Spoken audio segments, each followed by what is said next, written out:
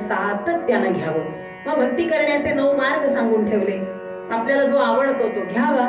म्हणाले कलियुगात एकच मार्ग आहे, सगळ्यात सोपा. म्हणजे काय? नामस्मरण. शब्बास, श्रोता हुशार आहे त्यामुळे मला ताण आहे बरं. नामस्मरणासारखा दुसरा मार्ग नाही. मग म्हणाले घेऊया ना. घेता नाम विठोबाचे,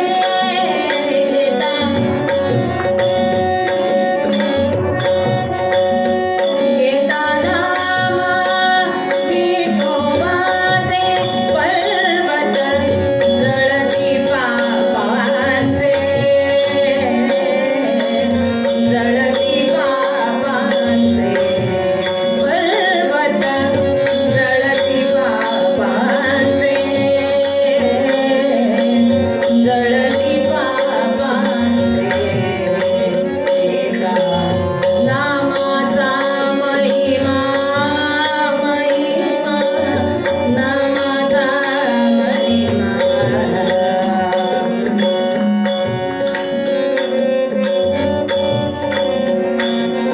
वाह, क्या बात है. एका नामाचा महिमा, महिमा, नामाचा महिमा. सेना पैसला निवांत, सेना पैसला निवांत. आपण निवांत कधी बसू? माझ्या साथीला विचारलं तर पहिला प्रश्न असतो, रिटायर झालं की मी निवांत. व्यर्थ आहे. अहो निवांत कधीच नसतं. लोकांतात एकांत म्हणजे निवांत. इतकं सरळ आहे. आम्हाला लोकांतात एकांत नाही जमत. खरंच माझा दृष्टांत देते. सिरियल चाललंय, क्लायमॅक्स आहे. आता तिला नेतील, तिचं याचं लग्न होईल का नाही, काय निर्णय लागेल. इतका एकांत आणि इतकं तादात्म्य आहे. बाजूला बसलेल्या त्यांचा मोबाईल वाजतो, माझा वाजतो, काही ऐकू येत नाही. कसं होईल हिचं? अगं तुझं कसं होईल ते बघ. ते कथानक आहे. डायरेक्टरच्या मनात आलं तसं घडणार आहे. तू का? लोकांतात एकांत आणि मी निवांत. वाह, वाह. सेना पैसला निवांत, विठ्ठल नाम उच्चारित, विठ्ठल नाम उच्चारित, विठ्ठल विठ्ठल म्हणा. विठ्ठल विठ्ठल, विठ्ठल विठ्ठल,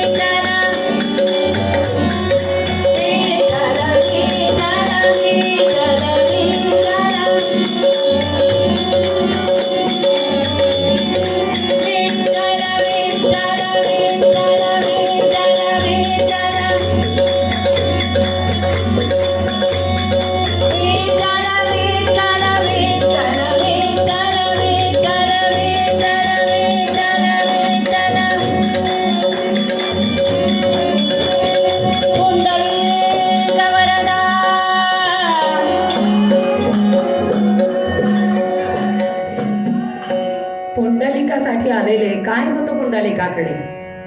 मातृपितृ भक्तीचा जिव्हाळा होता आणि म्हणून पुंडलिकासाठी त्यांना यावं लागलं. भक्तीचा जिव्हाळा. आपण तिथेच आहे, फार पुढे जायचं नाही. भक्तीचा जिव्हाळा, नामस्मरणाला भक्ती जमते. म्हणाले पुंडलिकानं काय केलं? सतत काय 24 तास माळ घेऊन बसला नव्हता. अहो 24 तास माळ जपावी कोणी सांगितलं नाही? आमच्याकडे सांगितलंय. चातुर्मासामध्ये कंपल्सरी 11 माळी झाल्या पाहिजे. त्याचा हिशोब लिहिला पाहिजे. लिहिलेला हिशोब कोणाला द्यायचा आहे? ज्यांना द्यायचं आहे त्याला द्यायची गरज नाही, आणि ज्यांना तुम्ही देऊ इच्छिता त्यांना त्यात काही फार स्वारस्य नाही. मैत्रिणीला फोन करून सांगतात आज 11 मळी झाला बाई. कशाला? काही आवश्यकता नाहीये कोणाला काही सांगायची. मग म्हणाले तरीही मला सांगायचं असतो आज 108 माळाचा संकल्प केला मी नवरात्रात. बरं करा, त्यांच्या प्रती अर्पण करायचं आहे, हिशोब द्यायचा नाही आपल्याला कुणाला. पण म्हणाले मातृपितृ भक्ती करत असणार ना ती किती केली, किती जिव्हाळ्यानं केली. खरंच पुंडलिकाचा आदर्श आजच्या घडीला नितांत गरजेचा आहे. कारण माझी कुटुंब व्यवस्था इतकी डामाडोल होते आहे कारण जनरेशन गॅप. कितीदा सांगितलं जिऱ्याची फोडणी आधी मग कढीपत्त्याची, काही येत नाही तिला. आपणही त्याच गतीतनं पुढे गेलो होतो, कधीतरी आपणही ते होतो, आज आपण हे आहोत. इतका साधा हिशोब आहे की नाही. पण तसं ना मी एक दिवस तो मी शांत होईल तेव्हा कोणी विचारायला येणार नाही. मग कशासाठी? पण मला कुटुंब व्यवस्था जपायची आहे हा भावच कमी झालेला आहे. आणि याच्यासाठी सगळ्यात महत्वाचं पहिल्यांदा माझी भाषा मातृभाषा असली पाहिजे. भाषा माझी मातृभाषाच हवी. कारण शेवटी आईच्या भाषेतूनच प्रेम होतं. कोणी किती काही म्हणू द्या, मम्मी डॅडी म्हटलं तरी फरक पडत, पण आईत जो जिव्हाळा आहे सॉरी टू से मम्मी मध्ये तो नाही. म्हणाले माझी भाषा मातृभाषा असली पाहिजे. मी माझ्या कुटुंबात मातृभाषेविषयी प्रेम निर्माण केलं पाहिजे. आता मोठी आंदोलनं होत आहेत, मातृभाषेतनं शिकवा, मातृभाषेतनं शिकवा. आमचं नवीन शैक्षणिक धोरण तर आम्हाला बोंब मारून सांगते पोराला मातृभाषेत शिकवा. त्याच्या पुढे जाऊन म्हणाले भाषा भूषा. काय कपडे घालतीये मी, कशाचं अनुकरण करतोय आपण. योगायोग आज खूप सुंदर आहे. पेपरमध्ये या आधी बरं पान लिहून आले 31 डिसेंबर आणि एकादशी है ना, लिहून आलं की नाही. आज त्या एकाने त्याच्यावरती फारच सुंदर जोक केलाय. त्यांनी सांगितलं म्हणाले 31 डिसेंबर आहे ना आज एकच काम करा म्हणाले, दारू सोडा दूध प्या. त्याच्यावर खाली एका शहाण्याने लिहिलं 3चं कॉम्बिनेशन कसं होईल. आता बोला यांची बुद्धिमत्ता. म्हणजे आपल्याला आपली संस्कृती जपण्यासाठी दिलंय की पाश्चात्याचं अनुकरण करायसाठी दिलंय. अनुकरण करणं सोपं आहे, अनुसरण करणं अवघड आहे. आणि माझ्या संस्कृतीचं अनुसरण व्हायचं असेल तर मला माझ्या सण वार उत्सव संस्कार याच्यावरती प्रेम असलं पाहिजे. नुसतं प्रेम नाही, आचरून दाखवण्याची वृत्ती असली पाहिजे. म्हणून म्हणाले भाषा भूषा. काय घालून फिरतात पाहणाऱ्यांनाच डोळे बंद करावे. आणि हे आयांना चालतं, बापाला चालतं, पुढे बोलायची सोयच नाही. माझ्या समोर शाळेमध्ये असे पोरं येऊन उभे राहतात, आई कोण पोरगी कोण कळायला काम नाही. आणि नमस्कार करायची वेळ आली की ती माझ्या समोर मागचा टाप पुढे धरती, असा नमस्कार करते. कशाला करते बाई, करूच नको. भाषा मातृभाषा भूषा नीट नेटकी नेमकेपणानं शालीनता दाखवणारी असावी, ही आपली जबाबदारी आहे. भाषा झालं, भूषा झालं. आता त्याच्या पुढे भोजन. एकत्र एकदा तरी जेवा. एक जेवण एकत्र गेलं पाहिजे आणि तेही माझ्या संस्कृतीनं बनलेलं, ना की स्विगी झोमॅटो. अन्न बिघडलं म्हणून विचार बिघडले आणि विचार बिघडले म्हणून संस्कृतीचा ऱ्हास, पर्यायाने आपल्याच अस्तित्वावर प्रश्नचिन्ह निर्माण होत आहे. आणि म्हणून आपल्याला हे करायचंच आहे. भोजन मी घरी माझ्या हाताने स्वयंपाक करून जेवायला वाढणं अपेक्षित आहे. मीच का करू, नाही तूच करायचंय. गृहलक्ष्मी म्हणून घरात आणलेलं आहे आणि म्हणून मलाच ते करावं लागणार आहे. च महत्वाचा. आमच्या माऊली म्हणतात चकारो निश्चयात्मक. च आला म्हणजे तेच झालं पाहिजे, पुढचं मागचं काही नाही. मी माझ्या हाताने स्वयंपाक करून जेव्हा वाढते त्यावेळेला माझ्या मनात विचार असतो, माझ्या मुलाला गरम पोळी आवडते, ह्यांना ना त्याच्यावरती मिरचीची फोडणी आवडते, तिला कसं याच्यात थोडी साखर आवडते. हे जे आहे ना हे आई जिव्हाळ्यानं करेल. बाई करणार नाही असं नाहीये, पण बाईचा व्यवहार आहे आणि आईचा हा हृदयाशी असलेलं नातं आहे. म्हणून भोजन माझ्या घरचं, माझ्या हाताने शिजलेलं, माझ्या सगळ्या परिवाराला वाढलेलं. कशाला हो आपल्याला वृद्धाश्रमाची गरज वाटते? काही आवश्यकता नाहीये वृद्धाश्रमाची. का मी माझ्या वृद्धांना आदर देऊ शकत नाही, का मला त्यांच्याबद्दल प्रेम वाटत नाही? तर मधली पिढी चुकली. कारण आमच्याकडे म्हणताना ह्यांना ना काही कळत नाही, इतकं सहज म्हणतात आणि मग त्यांची प्रतिमा लयाला जाते. काय काय आपल्याला जबाबदारी आहे असं करण्याची? हो छान आदरानं एकमेकांना मोठं करा, ते सगळ्यात महत्वाचं आहे. भाषा मातृभाषा, भूषा भारतीय संस्कृतीला साजणारी, भोजन माझ्या घरी सात्विक बनलेलं, त्यानंतर भजन, तिन्ही सांजेला दिवा लावून रामरक्षा भीमरूपी माझा देवापुढे काही ना काही एकत्र झालं पाहिजे. अहो त्यांच्याकडे शुक्रवारी बघा बदा माणसं वाहतात ना. मग माझी आई का नाही म्हणू शकत रामरक्षा झाल्याशिवाय जेवायला वाटणार नाही? माझ्या आई जाऊ द्या तो दमलाय, अशी कशाला गळचेपी धोरण स्वीकारायचं? त्यांनी जर कडक धोरण स्वीकारलंय उपासनेसाठी तर तुम्ही पण त्याला साथ दिली पाहिजे. त्या जर म्हणत असतील की रामरक्षा झाल्याशिवाय वाढणार नाही, वाढू नका, काही बिघडत नाही. पण मीच इतके जाऊ दे आता जेवण झाल्यावर कर. जेवण झाल्यावर हा मोबाईल घेऊन झोपतो, संपलं. रामाच्या जागी हा याच्या जागी. मग त्या रामानं माझ्यासाठी धावून यावं, का यावं? त्यांचा माझा परिचयच झाला नाही, तो माझ्यासाठी कधीच येणार नाही. त्यामुळेच भजन हे झालंच पाहिजे.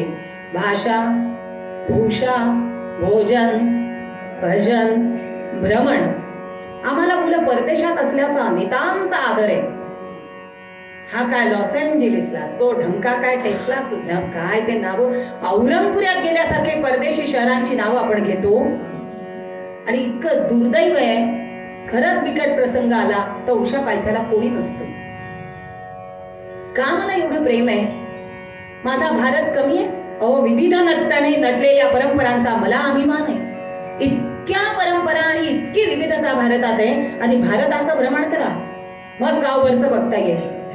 पण आम्हाला त्याशिवाय सगळं जमतं. काय करणार? असे शस्त्र टेकून युद्ध होत नसतं. अर्जुनानं एकदाच सांगितलं नाही लढणार. भगवंतानी सांगितलं तुलाच लढावं लागणार आहे, कारण हा तुझा कर्मयोग, तुझा सिलेबस आहे तो. मी तुझ्या सिलेबसवर अतिक्रमण करणार नाही. आणि माणसाला प्रत्येक वेळी वाटतं दुसऱ्याचा सिलेबस आपला असावा, तसं घडणार नाही. आणि म्हणून आपल्यालाच ते करायचं आहे. भारतभूमी प्रती आदर व्यक्त करा. त्या आदरासाठी या विविधतेने नटलेला सगळा भारत बघा, भ्रमण. आणि त्यानंतर माझ्या या मातृभूमीवरती आपण जेवढं प्रेम करतोय तशाच प्रेमाची साक्ष देणारं माझं भवन म्हणजे माझं घर असलं पाहिजे. आणि माझी भावना काय असली पाहिजे त्याच्या मागे? वसुधैव कुटुंबकम. कोणीही येऊ द्या, पूर्वी कोणी कधी कोणाच्या घरी फोन करून गेलं नाही. तडक गेले, जेवूनच आले, होतं की नाही? आता येऊ का? नाही, मग तुला जायचं असेल तर मी येतच नाही. काय उपयोग? ऑनलाईन मीटिंग मध्ये सगळे आभासी, फेसबुकला एवढे फॉलोअर आणि उषा पायथ्याला कोणी नाही. काय उपयोग त्याचा? त्यामुळे आपल्याला कुटुंब व्यवस्था टिकवायची असेल तर पुंडलिकाचा आदर्श घ्यावा लागेल. मातृपितृ भक्ती होती, भगवंत त्याला बघायला आले. काय पाहिजे बरं? आले तर आले. हा किती हुशार असावा, हा किती हुशार. शांतपणे त्यांनी बघायची तर तसदी घेतली नाही पांडुरंगांना. एवढा आपल्या भक्तीच्या जिव्हाळ्यावर विश्वास असला पाहिजे. बघितलं पण नाही. शेकायला वीट होती, ती वीट त्यांनी अशी भिरकावली. आणि काय सांगावं त्यांनी? सरळ भिरकावली. देवा आदासी माझ्या दारी,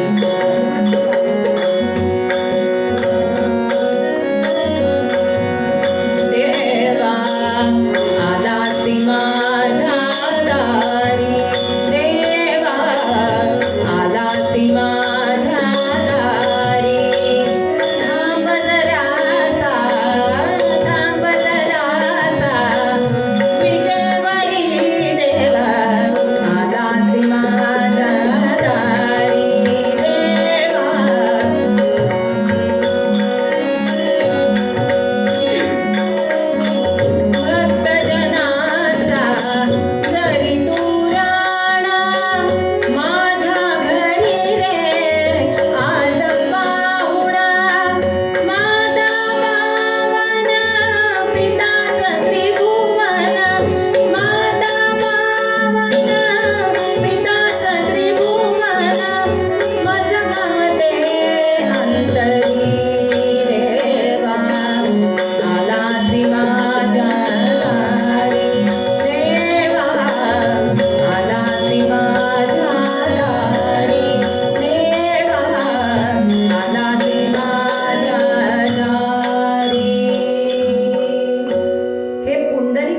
शकला.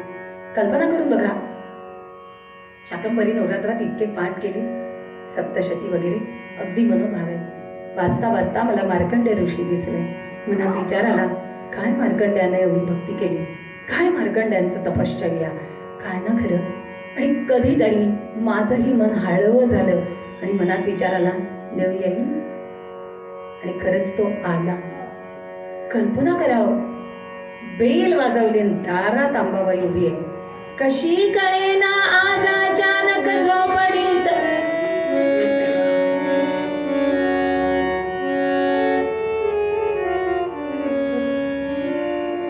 कशी कळेना आज अचानक झोपडीत आली. आहा, नवसाला पागली न आई माझी, नवसाला पागली, नवसाला पागली न आई माझी, नवसाला पागली. कशी कळेना आज अचानक झोपडीत आली, कशी कळेना आज अचानक झोपडीत आली. नवसाला पागली न आई माझी, नवसाला पागली.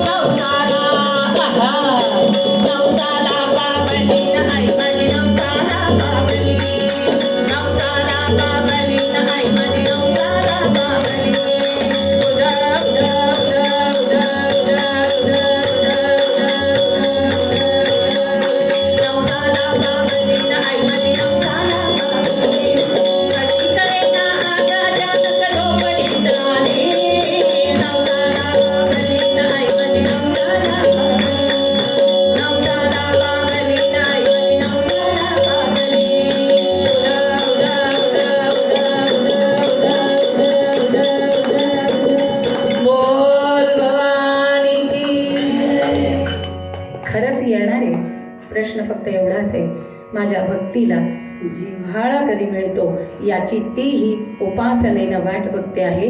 उपासनेला दृढ चालवावे, भूदेव संतासी सदा नमावे, सत्कर्म योगे वय घालवावे, सर्वामुखी मंगल बोलवावे. ही प्रार्थना तिच्या चरणी करू. पूर्व पद्यात तुकाराम महाराज म्हणाले,